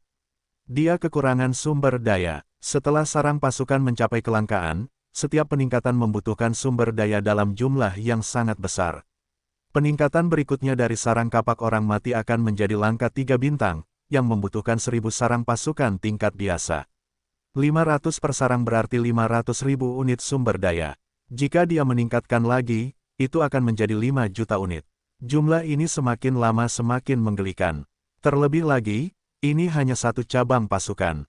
Jumlah sumber daya yang dibutuhkan akan sangat besar jika seseorang ingin melatih lebih banyak unit pasukan.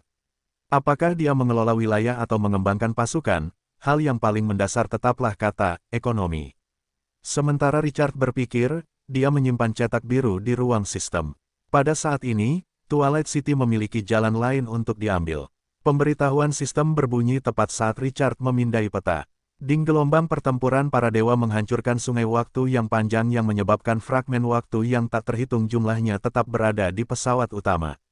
Salah satu fragmen waktu yang melibatkan sejumlah besar aturan asal akan muncul pada tanggal 28 Mei. 1 juta pemain teratas pada daftar peringkat penguasa dapat masuk dan menjelajahinya. Setelah pasukan yang dibawa para penguasa mati, mereka dapat menghabiskan poin yang mereka peroleh untuk bangkit kembali ketika fragmen waktu berakhir. Penguasa sendiri dapat bangkit kembali secara gratis. Fragmen waktu berisi semua jenis harta karun khusus. Pemenangnya juga akan menerima hadiah khusus. Tuan, mohon bersiap. Semangat Richard terangkat. Dia membuka sistem dan membaca pemberitahuan beberapa kali lagi. Fragmen waktu. Bukankah ini penjara bawah tanah? Selain itu adalah penjara bawah tanah berskala besar dengan jutaan peserta. Yang lebih penting, penjara bawah tanah ini dapat dibangkitkan, jadi tidak perlu khawatir tentang kematian. Jutaan penguasa yang tidak lagi takut mati bertarung bersama. Adegan itu mungkin lebih spektakuler daripada film apapun. Pada saat ini, hatinya tiba-tiba menjadi bersemangat. Dia sedikit tidak senang karena tidak ada wilayah pemain di sekitar Twilight City. Pada saat ini, dia akhirnya bisa bertarung dengan patung-patung pasir itu. Dia membuka forum chat dan mendapati semua orang gempar. Hahaha, penjara bawah tanah berskala besar. Kali ini, akhirnya aku bisa bersenang-senang. Saudara-saudara, datang dan bergabunglah denganku. Kita akan menangkap Basak saat ini. Maaf, aku ingin menjadi orang baik di masa lalu, tetapi aku tidak punya kesempatan. Sekarang, aku hanya bisa membunuh kalian semua sebagai imbalan atas hadiah terakhir. Masih ada 20 hari tersisa, pasukan yang kejam, pasukan yang kejam. Sial, kenapa kau tidak mengatakannya lebih awal? Aku sudah menjual wilayahku ke NPC pagi ini.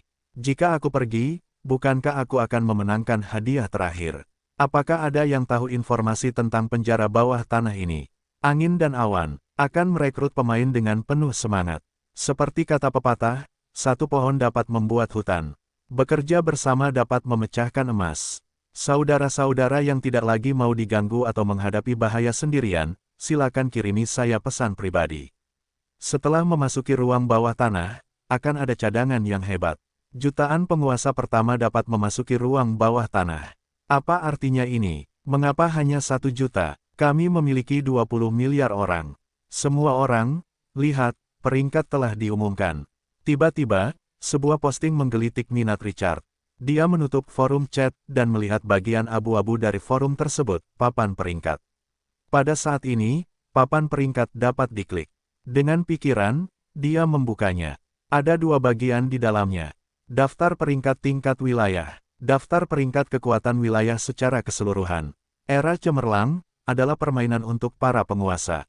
Semuanya didasarkan pada wilayah dan tidak ada yang namanya daftar peringkat. Saat ini, hanya ada 1 daftar yang terbuka, daftar peringkat tingkat wilayah. Daftar peringkat kekuatan wilayah secara keseluruhan memiliki hitungan mundur, tanggal 28 Mei pukul 10. 1 juta teratas dapat memasuki fragmen waktu. Richard melirik dan terkejut. Daftar peringkat level wilayah. Pertama, Dragon Dive, kota kecil level wilayah. 3. Fraksi, manusia, gereja suci. Kedua, Claude, kota kecil level wilayah. 3. Fraksi, peri alami. Ketiga, Heng, kota kecil level wilayah. 3. Fraksi, orc suku. Keempat, Beacon Smoke, kota kecil level wilayah. 3. Fraksi, manusia, gereja suci. Kelima, Spring Tide, kota kecil level wilayah. 3. Fraksi, iblis jurang. Keenam, Toshio Watanabe, kota kecil level wilayah. 3. Fraksi, orc suku. Ketujuh, Muhammad, kota kecil level wilayah. 3. Fraksi, mayat hidup. Kedelapan, Gross, kota kecil level wilayah. 3. Fraksi, kurcaci, benteng. Kesembilan, Babarov, kota kecil level wilayah. 2. Fraksi, manusia, gereja. Kesepuluh, Gigdel, tingkat wilayah. 2 kota kecil. Fraksi, Medusa, penjara bawah tanah. Asteris. 8 wilayah teratas akhirnya ditingkatkan ke kota kecil level 3. Dari tempat ke-8 hingga 1000 yang ditampilkan, semuanya adalah kota kecil level 2. Di bawah basis 20 miliar, pasti akan ada orang-orang kuat. Richard melirik peringkat wilayahnya, 10 miliar plus. Mulutnya berkedut. Sumber daya yang diperolehnya dalam beberapa hari terakhir semuanya telah diinvestasikan ke sarang pasukan, yang membuat Twilight City masih menjadi desa level 1. Dibandingkan dengan wilayah pada daftar peringkat, itu terlalu rendah. Namun, ada prioritas, dan dia tidak berpikir bahwa pilihannya adalah masalah. Di lingkungan yang tidak aman, sebelum dia bisa melindungi dirinya sendiri, dia telah menginvestasikan sumber daya untuk menaikkan level wilayahnya. Begitu musuh muncul, dia hanya bisa berbaring dan menunggu kematian. Dia selalu suka memiliki inisiatif di tangannya. Selanjutnya, saatnya untuk menaikkan level wilayah. Aku benar-benar tidak boleh melewatkan ruang bawah tanah berskala besar itu. Richard memiliki keyakinan mutlak bahwa dia bisa menempati tempat dalam daftar peringkat kekuatan wilayah secara keseluruhan. Namun, untuk berada di sisi yang aman, dia masih harus menaikkan level wilayah sesegera mungkin. Bagaimana jika dalam peringkat kekuatan pasukan wilayah secara keseluruhan yang belum dibuka, level wilayah ditempatkan pada peringkat tinggi dan kekuatan pasukan berada pada peringkat rendah? Dia tidak bisa ceroboh. Pada saat ini, Richard sedang bersemangat tinggi. Dia bertanya-tanya apakah kekuatan pasukan Twilight City saat ini akan mampu menekan situasi jika ditempatkan di antara bagian atas dari 20 miliar penguasa. Tidak, dia masih perlu meningkatkan kekuatan pasukannya. Dia perlu meningkatkan kekuatan pasukannya sebelum ruang bawah tanah ini dibuka. Dia ingin membangun pasukan yang harus disegani oleh para penguasa lainnya. Mana meriam Italia sialanmu, siapapun, mengapa wilayah kakak Kinkyu tidak ada di papan peringkat? Setelah dia mengirim pesan, dia dengan enggan membalik-balik papan peringkat lagi. Namun, papan peringkat hanya mengungkapkan 1000 penguasa teratas. Dia membalik-balik papan peringkat beberapa kali tetapi tetap tidak dapat menemukan akun bernama Kinkyu. Mana meriam Italia sialanmu, apakah kakak King Qiu mengubah nama akunnya? Night Rain Flower Falls, tidak mungkin, setiap orang hanya dapat memiliki satu nama akun. Fungsi perubahan nama belum dikembangkan. Tanda seru, mana meriam Italia sialanmu sedikit bingung. Mana meriam Italia sialanmu, tapi mengapa aku tidak melihat namanya? King Qiu tidak mungkin lebih lemah dari yang lain. Sejak Richard memberitahunya rahasia ruang bawah tanah, orang ini sangat percaya pada Richard. Night Rain Flower Falls, level wilayah tidak dapat mewakili segalanya. King Qiu menjual hampir 100 kuda gurun beberapa hari yang lalu. Mereka tidak akan kekurangan sumber daya. Dia mungkin menginvestasikan sumber daya ke dalam pasukan. Kalau tidak, bagaimana dia bisa membersihkan ruang bawah tanah? Where's your F** King Italian Cannon segera menjadi bersemangat.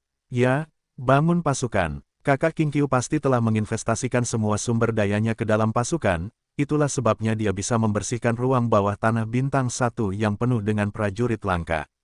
Night Rain Flower Falls, jangan banyak bicara. Sebelum ruang bawah tanah terbuka, Anda harus segera naik level dan memasuki 1 juta teratas. Ruang bawah tanah skala besar ini pada akhirnya akan menghasilkan banyak hal baik. Where's your F** King Italian Cannon? Saya tahu, mengapa Anda tidak melihat siapa saya. Tunggu saja.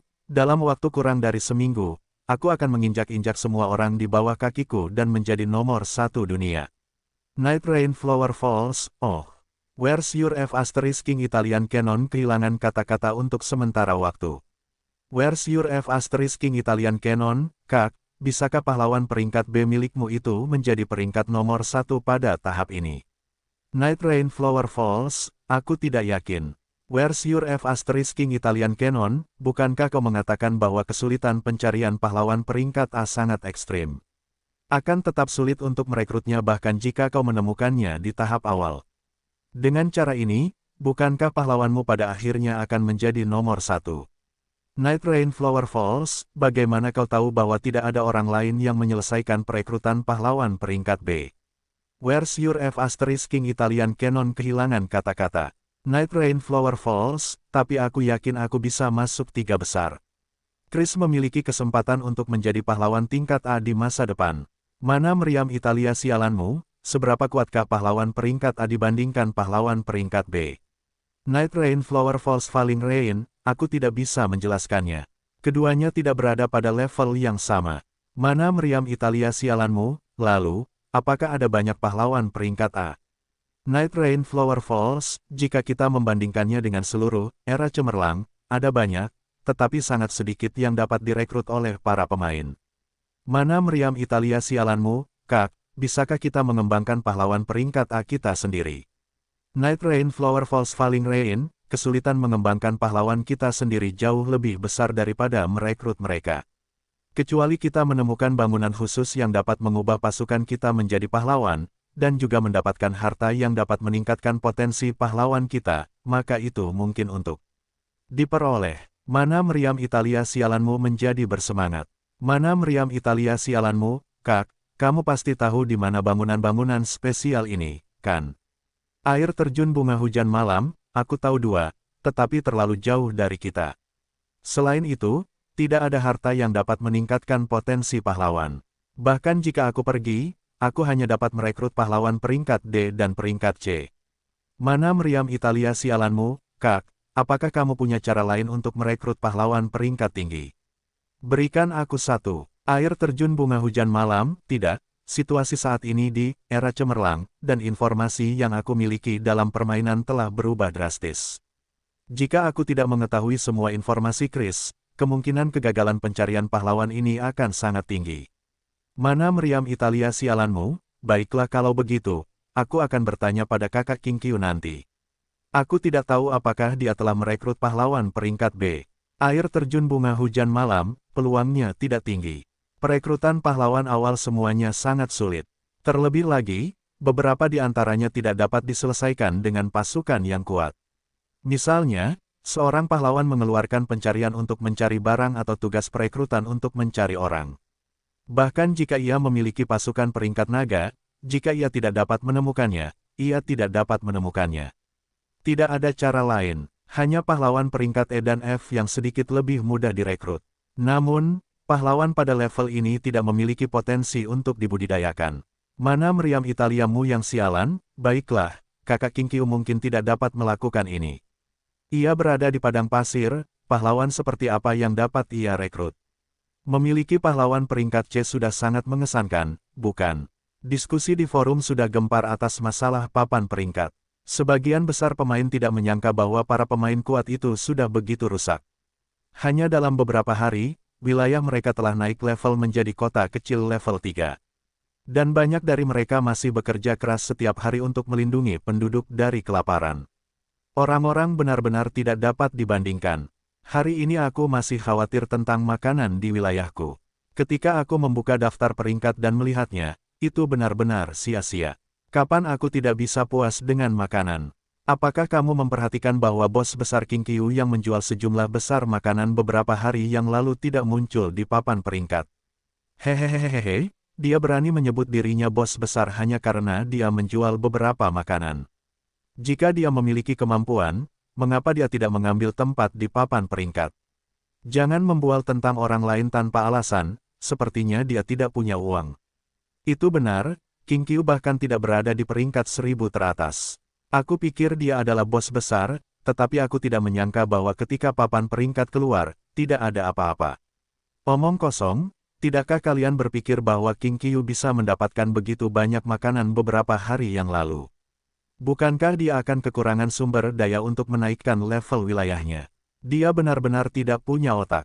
Tetapi kenyataannya, tidak peduli seberapa banyak kamu membual, kamu akan tetap ditampar di wajah.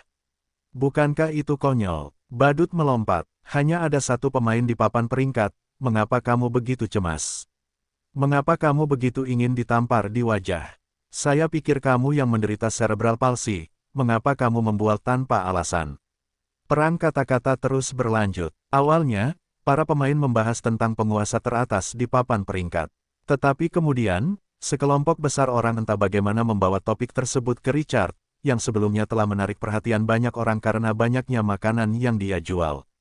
Kemudian, argumen meningkat menjadi perang kata-kata. Satu pihak berpikir bahwa Kinkyu hanya kebetulan mendapatkan makanan dan itu bukan hal yang istimewa. Sekarang, dia bahkan tidak berada di 1000 teratas di papan peringkat, jadi itu bukan apa-apa. Pemain lain berpikir bahwa Kinkyu bisa mendapatkan begitu banyak makanan beberapa hari yang lalu. Siapa yang bisa dibandingkan? Terlebih lagi, dengan kemampuan ini, apakah dia akan kekurangan sumber daya? Sekarang wilayah itu belum naik level, pasti ada alasan lain. Dia pasti bos tersembunyi. Perang kata-kata masih baik-baik saja pada awalnya. Kemudian, semakin banyak orang yang terlibat. Orang-orang di seluruh forum kurang memperhatikan papan peringkat. Semua orang mulai membahas mengapa Kinkyu tidak ada dalam daftar peringkat. Richard, yang tidak muncul dari awal hingga akhir, entah mengapa menjadi pusat diskusi setelah daftar peringkat wilayah muncul. Segalanya menjadi ajaib.